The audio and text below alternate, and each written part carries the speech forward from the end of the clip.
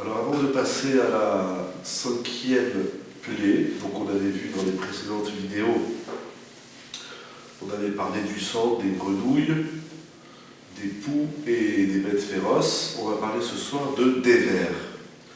Alors en français, ils traduisent dévers par la peste.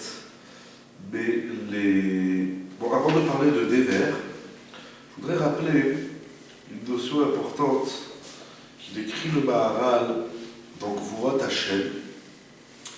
Il dit le Maharal, si on venait à parler, à expliquer le sujet des 10 plaies de l'Égypte, ce qui serait possible de parler, Aya Aror Asipur Meod Meod. Ad Shaya Mevi Abiur Learichut Gadol. Si on devait dire tout ce qu'il y a à dire sur les 10 plaies, on parlerait très longuement, ce serait très long d'expliquer tout ce qu'il y a à dire sur les 10 plaies. Je tenais à dire cette introduction pour deux choses. D'abord parce que ce qu'on dit, ce qu'on propose ici dans ces études, dans ces vidéos, bien évidemment, c'est un échantillon de tout ce qu'on pourrait dire sur les plaies, mais ça veut dire aussi que ces plaies sont pleines de messages. Elles sont pleines de messages pour nous, pour le clan Israël. On l'avait déjà vu dans les premières vidéos. Les plaies, c'est pas seulement 10 plaies qu'Akadosh Baruch Hu envoie sur l'Égypte. C'est sur l'Égypte, Mitzraïm, Paro et Mitzraïm, ils ont un travail à faire. C'est-à-dire quel est le regard, quel rapport, quelle leçon, si on peut dire comme ça, les goïms, les nations doivent tirer de ça, c'est une chose. Mais il y a aussi qu'est-ce que nous, le clan Israël, qui étions spectateurs, déjà au moment où les 10 plaies ont frappé l'Égypte, le clan Israël était spectateur pendant, on dit à peu près 1 an, que ces 10 plaies le temps qu'elles se sont déroulées écoulées sur à peu près une année, c'est une grande discussion, mais le clan Israël était complètement spectateur. C'est Akadosh Baruch Hu, Moshe Aaron et Paro qui sont les acteurs principaux, Paro et l'Égypte, qui sont les acteurs principaux qui ont vécu les 10 plaies. Mais le clan Israël il est complètement spectateur, complètement à l'écart.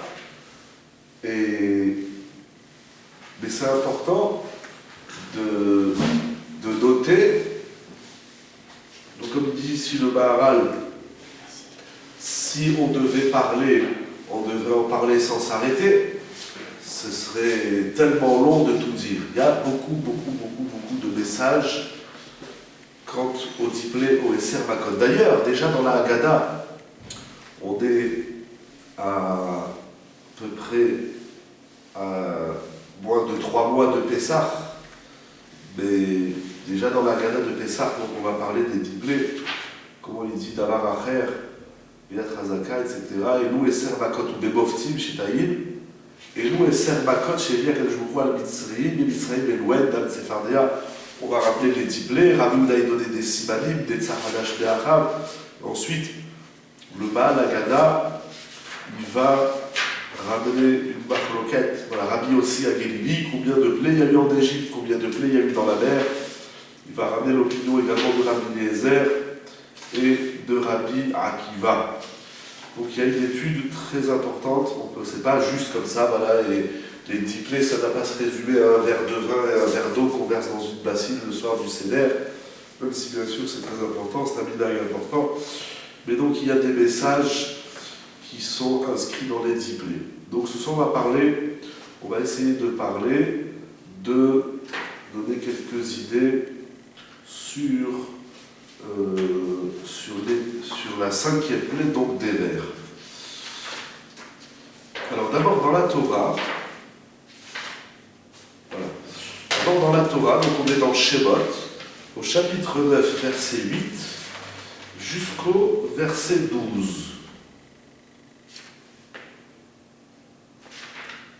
Pardon, excusez-moi, du verset verset 1, chapitre 9, Perek-Tet, Pasuk Aleph, jusqu'au Pasuk Zaïd. Donc nous avons 7 psukim, c'est court relativement aux autres plaies. Il y a plein de différences, chaque plaie a sa particularité. On va essayer de noter quelques points. Vayomer Hachem el Moshe, donc Hachem dit à Moshe de se présenter chez Paro et de lui dire renvoie mon peuple, donc au nom d'Akadosh Baruch Hu, Moshe parle à Paro, renvoie mon peuple pour qu'il me serve. Si tu refuses, tu t'entêtes, alors je vais frapper ton bétail qu'il y a dans les champs. Les chevaux, les ânes, les chameaux, le gros bétail, le petit bétail, des vers kaved me'od. Alors les Targumim, c'est-à-dire Od Kelos et Yonatan ben Oziel, ils traduisent des vers par mota. Mota, ça veut dire une épidémie. Bon, les Français, ils ont traduit la peste. Donc je vais frapper d'une épidémie tout le bétail de l'Égypte. Veifla Hashem ben Mikne Israël ben Mikne Israël Yahou Bekol Livnei Israël Davar. Mais cette plaie n'atteindra seulement les troupeaux, le bétail des Égyptiens et non pas le bétail des enfants d'Israël. Le passouk dit même Vehifla. Vehifla, il traduit Rachid Vehifdil. C'est-à-dire par cette plaie, Akadosh Baruch Hu, il va distinguer le bétail, les animaux des Égyptiens et les animaux des enfants d'Israël.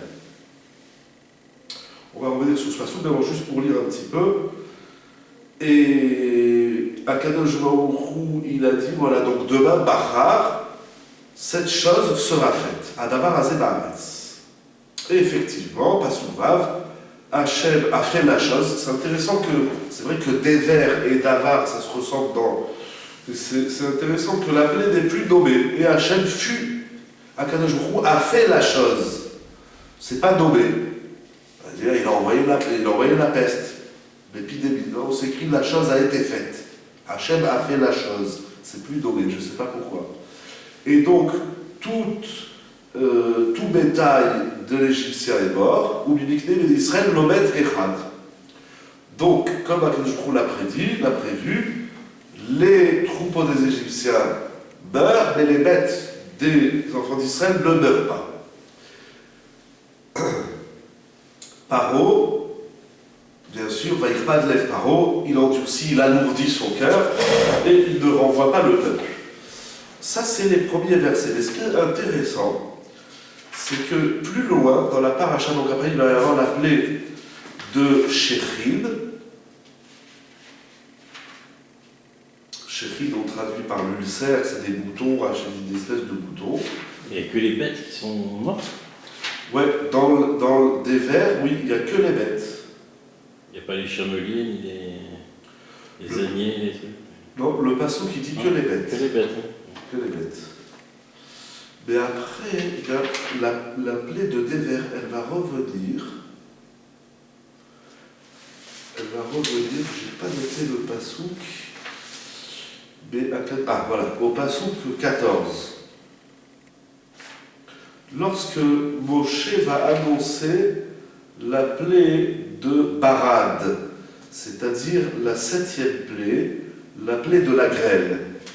Et là-bas, la peste revient, puisqu'il lui dit à Paro, il va lui dire, au chapitre 9, verset 15, qui attache à l'artilet, il a dit, va chotral et abecha badaver, va tikachet minaretz.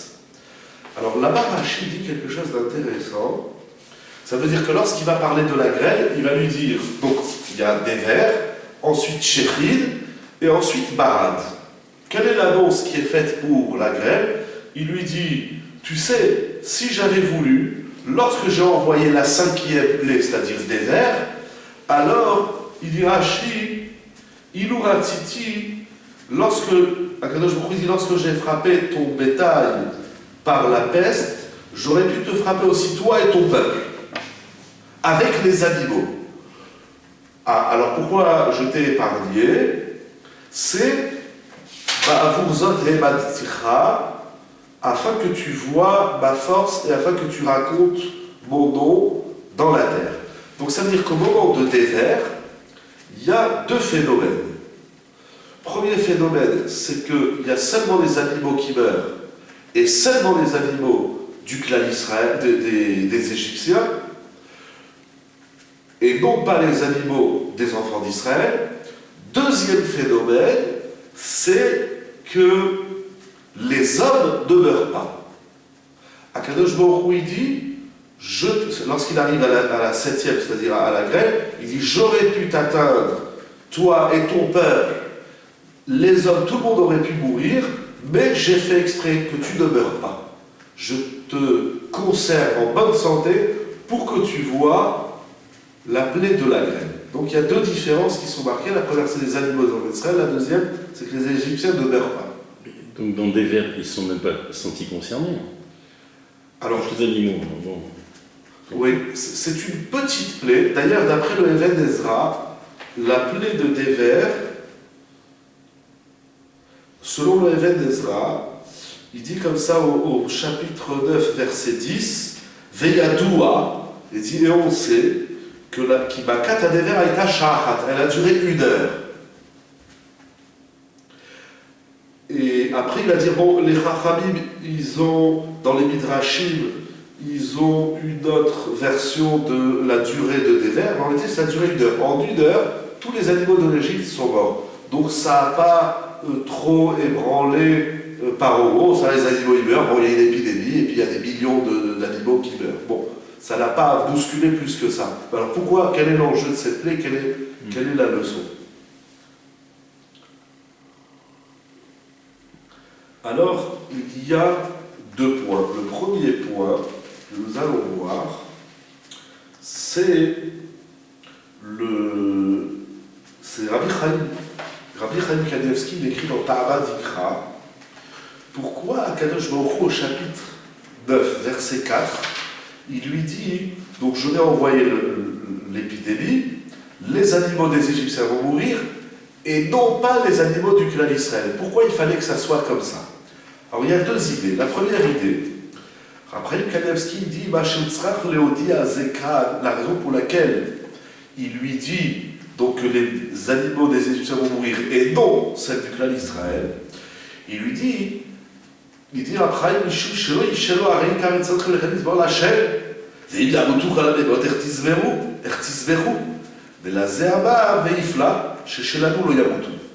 si Moshe vient, il annonce à Paro, tu sais que tous les animaux de l'Égypte vont mourir. Alors Paro, il aurait pu poser une question, il dit, attends, je ne comprends pas. Ça fait des semaines que tu viens chez moi et tu me dis que vous voulez aller dans le désert pour 3 jours pour aller faire des sacrifices à Akadosh Baruch Hu, à votre Dieu. Mais si tous les animaux meurent, comment vous allez faire des sacrifices? Il n'y a plus de bêtes. Pénurie de bêtes. Plus des taureaux, plus des vaches, plus rien. Des moutons, il n'y a plus rien. Alors il dit après, c'est pour ça qu'Akadosh Baruch Hu, il dit, faut pas que Paro il pose la question, il dit, bah alors il n'y a plus de bêtes. Alors Akadosh Baruch Hu, il dit, non, tu sais, il n'y a que les bêtes égyptiennes qui vont mourir, et pas les bêtes qui appartiennent aux enfants d'Israël. Donc c'est pour appuyer le projet, comme je l'avais mis bien en avant depuis le début, depuis la paracha de Shemot, où il dit qu'on doit partir pour faire, et d'ailleurs toutes vos bêtes elles vont mourir, les nôtres. Non, c'est bien une preuve que nos bêtes, si elles sont là, c'est pour faire un sacrifice à Akadosh Baruch Hu. Le Sforno, il dit, Rabbeinu, on va dire de Sforno, il dit, si on regarde bien dans le Passouk, donc Akadosh Baruch Hu lui dit, les animaux des Égyptiens vont mourir, les animaux des enfants d'Israël ne mourront pas. Ça, avant que la plaie n'arrive, ça peut être un loto. Ça veut dire, je dis à quelqu'un, toutes les bêtes qui appartiennent aux Égyptiens vont mourir, toutes les bêtes qui appartiennent au clan d'Israël ne vont pas mourir. Bon, c'est le loto, j'appelle ça loto, ça veut dire, je ne sais pas si je peux te faire confiance, j'ai encore le doute. Mais au Passouk Zaïd, il est dit, Vaishlar Paro, et Paro, il constate, Veine, et voici, qu'aucune bête appartenant aux enfants d'Israël meurt, mais que toutes les bêtes des Égyptiens meurent. Il dit le Sforno, bien que ça soit quelque chose d'incroyable, ça veut dire, l'Égyptien a une bête, elle meurt, le bête d'Israël, le juif, a une bête, elle ne meurt pas. C'est bizarre, sur tout un pays, c'est bizarre.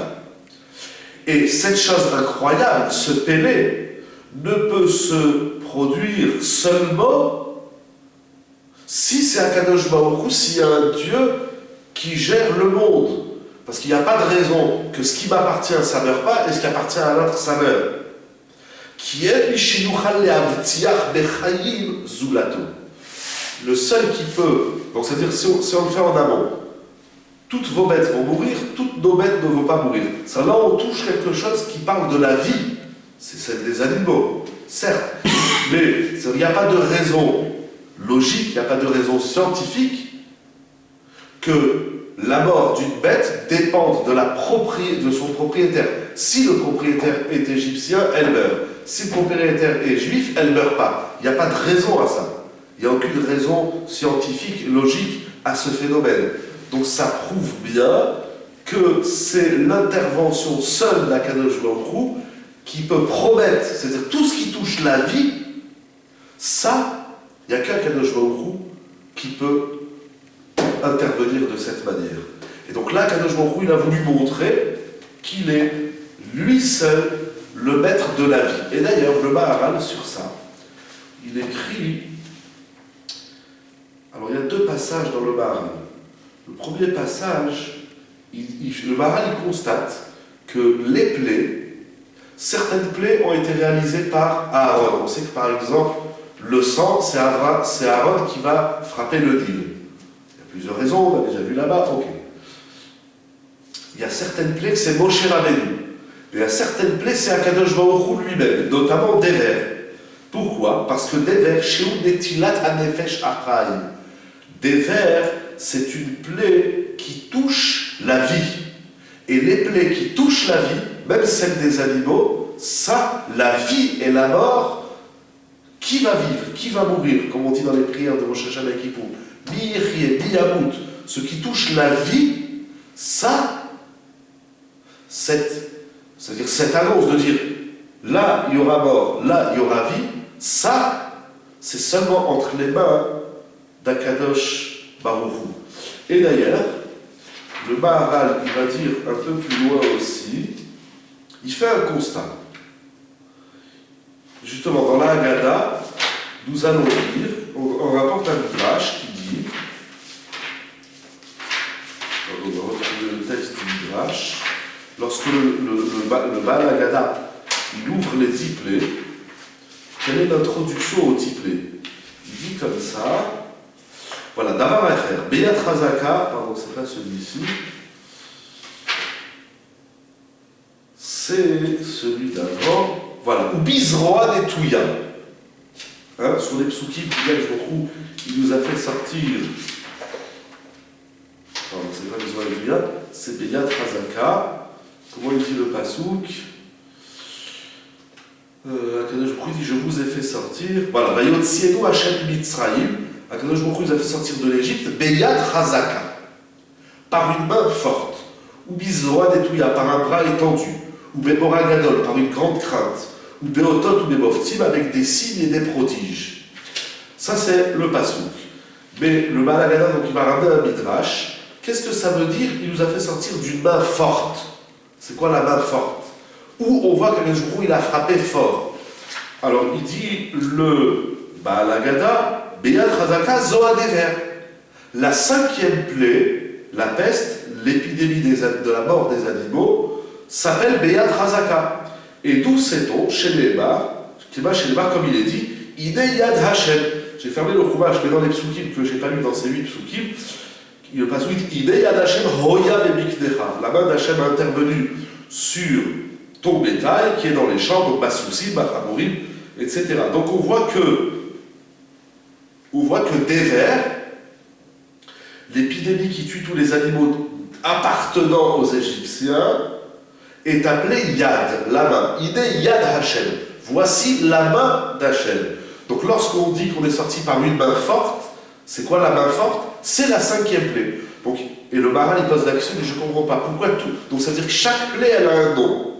À part le nom qu'elle porte par elle-même. Ici, en l'occurrence, Dever, l'épidémie, on voit qu'elle s'appelle la main d'Hachem. C'est que dans Dever, on a vu la main d'Hachem plus que dans les autres plaies. Pourquoi? Il demande le Maharal. Et il dit, comme ça. Da ki amar ma'arazé iliad gadol be'od bechorma. Ce midrash qui dit que la main d'Hachem c'est dévers, plus que les autres plaies. Les autres plaies, elles ne s'appellent pas Yad Hachem. Juste là, dans la 5e plaie, on voit l'intervention de la main d'Hachem. Alors, le Sforno, il nous dit, parce qu'on voit bien qu'Akadosh Baruch Hu, il a distingué les animaux appartenant aux Égyptiens ou appartenant... La mort des premiers-nés. La mort des premiers-nés aussi. Mais alors, la mort des premiers-nés, qui fait partie des plaies que c'est Akadosh Baruch Hu lui-même qui va faire. Je ne sais pas si je vais retrouver ici. Il dit, oui, Vechem Bakat Bechorot. C'est-à-dire, Bakat Bechorot, la mort des premiers-nés, c'est la 10e plaie. Et la mort des animaux, qui est la 5e plaie, elles ont un point commun, il y a un parallèle. Le Maharal, il fait le parallèle entre les 10 plaies. Mais en tout cas, il dit que la 5e correspond à la 10e, et dans ces deux, c'est Akadosh Baruch Hu qui intervient lui-même, ni Moshe, ni Aaron, ni personne. Pourquoi? Il dit, parce que c'est une plaie active, c'est Akadosh Baruch Hu, il va faire quelque chose, c'est une plaie, au contraire, c'est une plaie, Sheba Belo Peoula Babekavel. Comment cette plaie, elle s'est réalisée? C'est lorsqu'Akadosh Baruch Hu, il se retire. Et lorsqu'Akadosh Baruch Hu, il se retire, il n'y a plus la vie. Mais puisque cette plaie donc de Déver, comme celle de, comme tu dis très bien, très justement, et la plaie de Makat Bechorot, puisque ces deux plaies touchent la vie, une fois des hommes pour Makat Bechorot, et une fois des animaux pour Déver pour la 5e, ça, il n'y a que Akadosh Baruch Hu qui intervient dans la vie et dans la mort, dans introduire la vie ou enlever la vie, il n'y a que Akadosh Baruch Hu. C'est pour ça que Déver, ça s'appelle la main d'Akadosh Baruch Hu. Et le Maharal dit en vérité, donc ça veut dire que la mort, c'est l'absence de la vie. C'est une grande discussion, c'est quoi la mort et la vie dans la Torah, chez les scientifiques, etc. En tout cas, il y a aussi une grande discussion. Est-ce qu'on va ramener tout ça? Okay. Bon, en tout cas, d'après le Maharal, la mort, c'est l'absence de vie. Qu'est-ce que c'est dire l'absence de vie? En tout cas, tout ce qui touche à la vie et à la mort, ça, il n'y a que Akadosh Baruch Hu qui peut faire.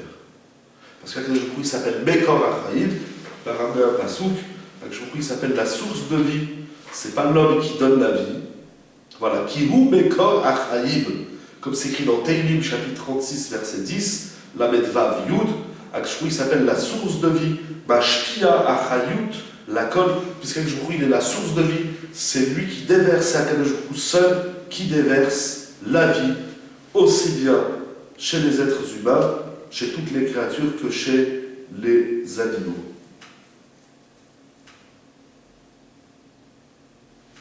Voilà, c'est un peu l'idée principale du Maharal. Il y a beaucoup de choses de Maharal, mais bon, j'ai choisi un point. Mais ce qui est intéressant, on va finir avec un midrash. Parce que les 2 heures se sont déjà écoulées, on va finir avec un midrash. Donc, on a vu 3 points. On va faire une petite synthèse avant de voir ce midrash. Premièrement, Akadosh Baruch Hu a frappé l'Égypte par l'épidémie de Déver. L'épidémie de Déver, ça prouve que c'est Akadosh Baruch Hu qui est le maître du monde, parce que personne, maintenant je vais relier le Maharal et le Sforno, personne ne peut dire quand est-ce qu'un tel il va vivre ou mourir. Même sur un animal, il va mourir dans 5 minutes. Personne ne peut savoir. Quand est-ce que la vie s'arrête, personne ne peut savoir. Ça, il n'y a que Akadosh Baruch Hu, ce qu'il dit le Sforno. Donc ça prouve bien qu'Akadosh Baruch Hu est le maître du monde. Et puisqu'il n'y a que Akadosh Baruch Hu qui peut définir, et qui définit c'est quand la vie et c'est quand la mort des êtres humains, de toutes les créatures et des animaux, c'est pour ça que le Maharal dit, il n'y a que Akadosh Baruch Hu qui peut intervenir et l'appeler de Déver, comme Makat Bechorot, c'est Akadosh Baruch Hu qui intervient, ni Moshe, ni Aaron, ni personne. 3e point qu'on a vu, c'est ce qu'il expliquera Abraham Kanevski, c'est pourquoi il fallait distinguer entre la mort des animaux appartenant au Béné Israël et celle qui appartenant aux Égyptiens. C'est pour bien prouver qu'on a un projet de sortir d'Égypte et d'aller faire des sacrifices pour Akadosh Baruch Hu. Il ne faut pas que Paro nous dise, oui, mais si toutes les bêtes vont mourir quand vous allez faire des sacrifices, alors d'emblée, avant même que la plaie de de ce manifeste, il fallait dire attention, sache que la plaie elle va tuer tes bêtes et pas les nôtres, comme ça on peut réaliser notre projet de la sortie d'Égypte. Ce qui est intéressant, il y a le Midrash Rabbah. Il pose la question, là-bas il la haine des vers. Pourquoi Kadosh Baruch Hu, il a envoyé l'épidémie de dévers, de la peste qui va tuer les animaux? Pourquoi? Pourquoi cette question? On a vu déjà dans les précédentes vidéos, et c'est ramené dans tous les Mefarshim, que les plaies par lesquelles Kadosh Baruch Hu il frappe l'Égypte, doivent répondre à un principe qui s'appelle Bida, Keneged Bida. Bida, Keneged Bida, ça veut dire en simple, c'est une grande souilla, c'est un grand sujet qui veut dire mesure pour mesure. Kadosh Baruch Hu, il a envoyé des vers. Il n'a pas envoyé autre chose. Il a envoyé des grenouilles. Il n'a pas envoyé autre chose. Il a envoyé les grenouilles et les sauterelles et les bêtes féroces. Mais les grenouilles, c'est une plaie en soi. Pourquoi la grenouille? On avait vu des idées. Il y en a d'autres encore. Bida, Keneged Bida. Le Midrash demande pourquoi Kadosh Baruch Hu, il va tuer les animaux des Égyptiens.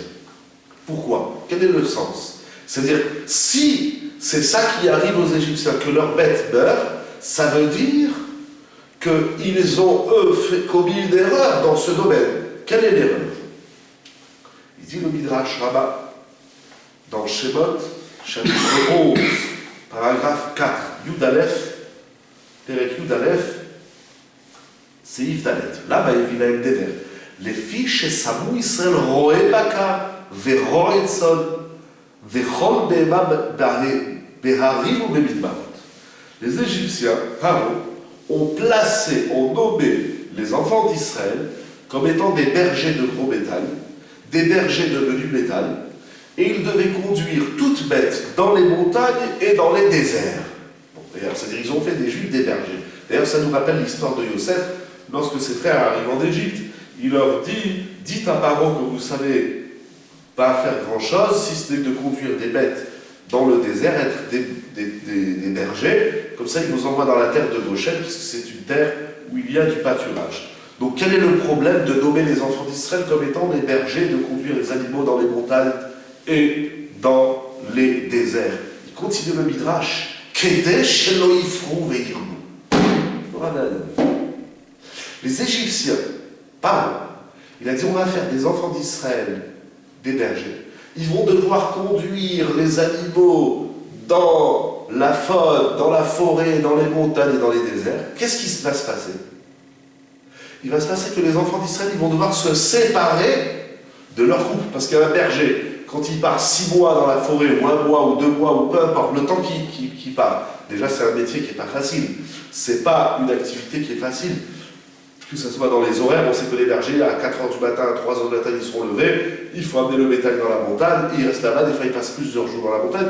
Donc ça veut dire que le projet de Paro à travers cela, c'était de séparer les couples afin qu'ils ne se reproduisent pas, afin qu'ils ne fassent pas d'enfants. Paro, il n'aime pas le shalom baït, Paro, il n'aime pas les couples, Paro, il divise les enfants d'Israël pour qu'ils ne se multiplient pas.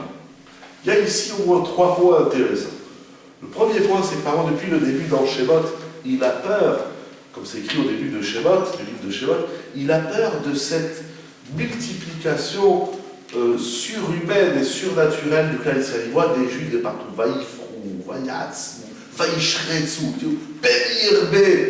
il y a trop de Juifs. Il faut arrêter, il faut stopper la mise au monde des enfants. Les Juifs, arrêtez de faire des enfants. Stop! Il avait même ordonné donc, de jeter tous les enfants, tous les garçons dans le Nil, après même les filles, et puis Shifra et Poua n'ont pas respecté, tout le monde connaît le début du livre de Shemot, et non seulement qu'on ne va pas arrêter d'avoir des enfants, de procréer, bien au contraire, Akadosh Baruch Hu dit tu veux arrêter la procréation des enfants d'Israël, tu vas voir que le clan d'Israël va se multiplier, il va pulluler, et par où il va user de méthodes pour arrêter la procréation. Ça, c'est le premier point. Deuxième point intéressant, c'est que si vous vous rappelez, c'est qu'on avait vu dans le Midrash, au chapitre 9,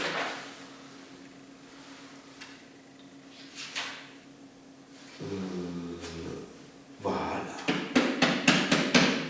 Au Perek Tet, Seif Yud, dans le Midrash Rabbah, chapitre 9, paragraphe 10, dans la plaie du sang, là-bas aussi le sang, le Midrash, il a dit, et pourquoi Akadosh Baruch Hu, Mipneba, Akadosh Baruch Hu, Mipneba, et via Akadosh Baruch Hu Aleemda, pourquoi Akadosh Baruch Hu, il a frappé le Nil du sang, la première plaie, Mida Kedeked Mida. C'est mesure pour mesure. Les fiches, les Égyptiens empêchaient les enfants d'Israël de se purifier de leur impureté, donc des lois de Nida. Donc ça aussi, c'était un moyen d'empêcher les couples de s'unir, afin que les bénis d'Israël ne puissent plus procréer. Donc on a deux plaies, Dan, la première, et Déver, la cinquième, qui viennent frapper les Égyptiens sur leur méthode d'empêcher le clan d'Israël. On dirait aujourd'hui de contraception. Il avait une méthode de contraception, c'était les bénis d'Israël, vous n'allez plus au mikvé, vous restez Lida, donc plus d'intimité. Deuxième méthode de contraception qu'il y avait en Égypte, c'était donc de faire des bergers, donc comme ça ils vont s'éloigner de leur couple, de leur devoir conjugal, et comme ça ils ne peuvent pas se procréer. C'est intéressant que ces deux plaies, le sang et la cinquième, Déver, l'épidémie qui va donner la mort aux bêtes égyptiennes, c'était pour frapper l'Égypte qui voulait empêcher les enfants d'Israël de procréer. Et enfin, le troisième point intéressant, c'est qu'on a dit, à travers le Sforno et à travers le Maharal, on a compris, on a essayé de comprendre à travers eux, que la cinquième plaie, la plaie de Déver, c'était pour montrer, c'est la plaie qui touche la vie. Et c'est pour cela que Déver, c'est pour cela que cette plaie, c'est Akadosh Baruch Hu qui l'a fait. Parce qu'on a dit tout ce qui touche la vie, c'est Akadosh Baruch Hu. Alors c'est intéressant que Déver, ça touche la vie et la mort, parce que c'est Akadosh Baruch Hu, donc il va intervenir, il y a quelque chose qui intervient, et en même temps ça touche, donc c'est-à-dire Déver, c'est la mort, parce que c'est l'épidémie de la mort des animaux, mais c'est ce qui va aussi encourager, c'est-à-dire les Égyptiens ont voulu donner la mort au clan d'Israël, puisqu'ils empêchent la procréation. Donc c'est la mort du clan d'Israël. Un peuple qui ne se reproduit pas, c'est fini, il va mourir. Donc et Piria Merivia procréer, c'est mettre au monde, c'est amener une vie, c'est amener encore une vie. Saparo, il a voulu, à travers la plaie du sang et la plaie de Déver, empêcher d'amener la vie dans le monde. Alors là, ça veut dire qu'en réalité, c'est un bras de fer, pas entre Paro et le clan d'Israël, mais entre Paro et Akadosh Baruch Hu. Akadosh Baruch Hu, il va lui montrer que la vie et la mort, c'est dans sa main, c'est Akadosh Baruch Hu, c'est ça Yad Hashem, Hoyabo, c'est ça Beyad Chazaka, c'est Akadosh Baruch Hu qui donne la vie et la mort, et que mettre au monde des enfants qui va dans le sens, bien évidemment, de ce qui s'appelle la vie, ça aussi, c'est entre les mains d'Akadosh Baruch Hu. Voilà pour ce soir, pour ce qui est de Déver. Peut-être qu'on fera une deuxième sur Déver, on verra. À la prochaine fois, je vais C'est bon. Voilà.